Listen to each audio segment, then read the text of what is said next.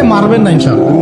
রিজিক আছে, খাবো ইনশাআল্লাহ, কিন্তু হয়তো বা অভাব হবে, টাকা পয়সা একটু কম হতে পারে, অন্যের 10 তলা ফ্ল্যাট হবে, আমার হবে না, ঠিক আছে, অন্যের এত বিঘা বিঘা জমি আমার হয়তো হবে না, কিন্তু ইনশাআল্লাহ তাআলা এই যে দুনিয়ার মুসাফিরের জীবনটা, এটা মুসাফিরের জীবন না, মুসাফিরের জীবনটা কেটেই যাবে ইনশাআল্লাহ।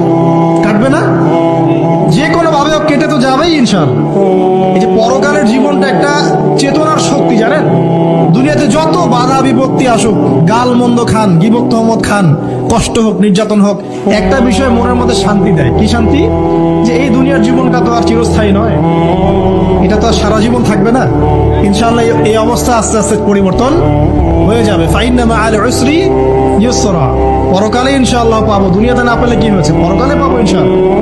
যুবক ভাই, এসব জেনা ছেড়ে দেন, আল্লাহ রাব্বুল আলামিন আপনার জন্য হুর রেখেছেন জান্নাত, ইনশাআল্লাহ পাবেন ইনশাআল্লাহ।